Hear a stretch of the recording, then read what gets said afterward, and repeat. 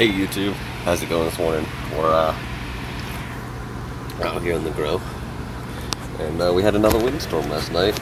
The wind, there was another warm one, just like last week. Exactly a week ago I posted about this warm windstorm. I noticed I checked it out online. It was like up to 40, almost 50 mile an hour gusts sometimes, at least in the city. I need to get a station for out where I am to find out what it's like blowing through this almost half valley. We're tucked against the mountains here, so you know, it makes sense that the wind would blow that hard. But I don't know. I've lived here a long time, and I've lived in the city a long time, and I always remember it being stupid windy out east and totally sane in the city, totally normal. And now things are a little bit different, but I don't know. Nothing to worry about. Just watching the weather. That's what I've been doing since I was in like 3rd grade and thought meteorology was cool. I just am fascinated by how windy it is, and yet I am stepping outside at 1 in the morning with a t-shirt again, you know, and shorts, like comfortably, like 65 to 63 degrees, because I was like, dang, I was worried about the tent, you know, having all the warm air blowing right out of it, even though most of our repairs are holding, and the upgrade actually makes it a billion times more efficient with our in and out exhaust to circulate warm air from inside the house or extra hot air off the tent into the house. It works either way. The systems complement each other now. It's probably my best tent design so far as the I would do this setup inside or outside. So if you're watching this and trying to learn how to grow with a tent, geez, you can't see my face because of my HPS, but check out these tomatoes. I just harvested one. This one will be next. But we got some new growth. But yeah, back to the windstorm thing. The biggest point of why I even brought that up was I was mainly just going to say I got up and none of my shit was all over the yard. It all stayed exactly where I wanted it to. So, if you thought my last video was some kind of idiotic joke, it actually turned out to work. So, it kind of was, but it's just a ghetto Rick solution. I'm sure you guys got one better. Oh, also, zip ties. Sometimes tension is better than adhesives. So, I use 4 zip ties to secure my ducting. So again, tent people, you can save on the duct tape, grab some zip ties. It's a small little hack that most people probably already know. You just need 4 for a 6-incher, probably maybe 5 for an 8. I took the pepper off. The peppers are starting to do better. I'll get new growth off of some of them. They're coming out of their fuck you for taking me out of the sun phase. They're getting used to my other lights. And this one's actually damaged, so it's only running at half power. It used to be a 300 watt, but now it's an eco-friendly 150 watt. And it produces just enough warmth to keep the tent static. I don't actually run that 1000 watt more than 3 hours in the morning, maybe 2 hours in the morning, and then, you know, a couple hours right when it gets like, when the sun goes away at night. And then I got it. And we drop down to this level of light. Because otherwise, if I seal this up and leave that on all day, it'll still absorb sun heat, and you'll end up with the tent climbing up to almost 100 degrees in this big ass thing. Same thing happens down here actually. If we're running both of these, even though they're both damaged and running at half power, this little tent is even easier. I got strawberries forming now. I got strawberries forming in November. We're midway through November, just about. Actually, we're definitely past the half point. And I have stuff blooming. Let me get the mint going. This parsley is actually finally taking a liking to where it's at. And I've almost defeated the bugs on this poor pepper plant. Poor guy. That chamomile is about to have a flower on it.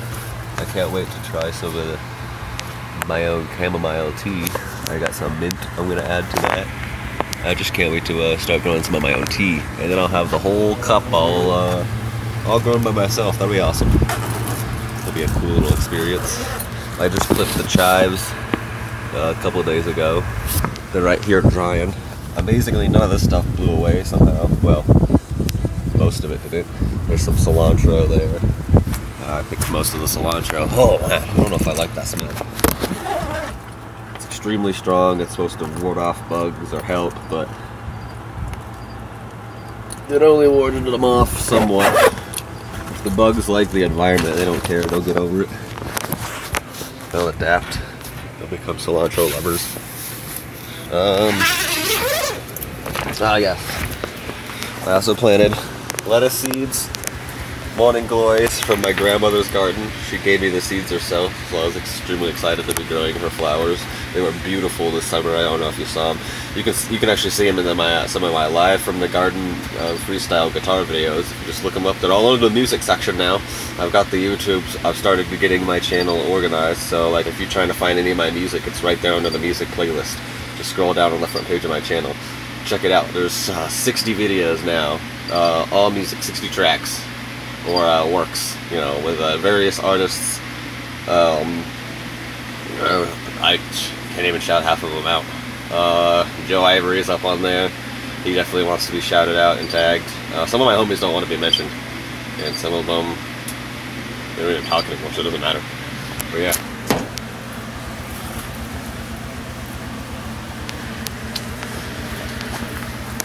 Oh yeah, they're coming up good. And I got a new run of peas coming up over there in the back corner. Remember the other peas? Oh, yeah, I started them again. And I got seeds from the last. I saved some of the peas, and they're seeds now. I'm gonna grow the second generation too. Room in here is limited, so I really gotta chew. I kind of overdid on the eggplants. I was thinking, I don't know what I was thinking.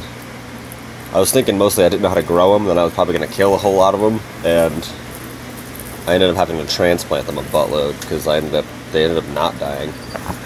This one's my finest, and then this one next to it, and that one. There's even eggplants over there in those potatoes. So I got 4 pots of eggplants, and one sad, barely hanging on okra.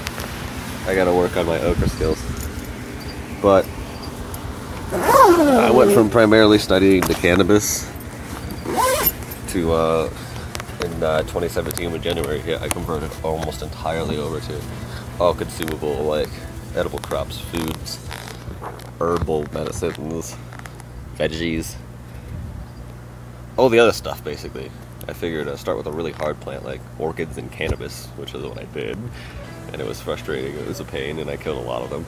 But once I mastered that, the knowledge really has just spread on the other plants. They're all proving to be a little bit different, and they keep reminding me that I've been killing them now and then, especially the chamomile. I think I've slaughtered like 5 chamomile, and definitely murdered like 6 tomato. I just forgot about in the cold.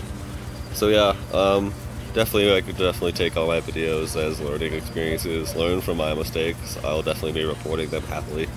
Not all my videos are going to be, look at me, I know everything, because I don't know everything. None of us do. That's why I make these videos, to help us all learn together.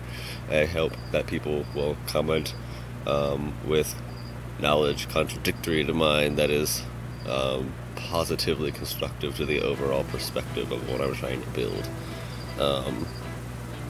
As opposed to, you know, troll and pseudoscience comments. Those are funny sometimes, but you know, we're trying to progress here, and this is like also serious.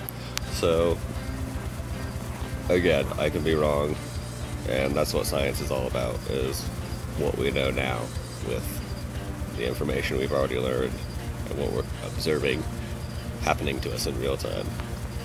Since none of us can, you know, go into the future and just ask, you know, hey, how does this work? I mean, some of you can, but y'all need to speak up. Anyway, that's my channel for the day. And again, 40-50 mile an hour winds last night, and not a single thing. Oh, that thing didn't make it, but I couldn't really put rocks on it. It's just that it was like, it was just a shelf that I like balanced on that piece of cement and then stuck 2 poles under it, wedged rocks between it. It's all, none of it, it was supposed to blow apart.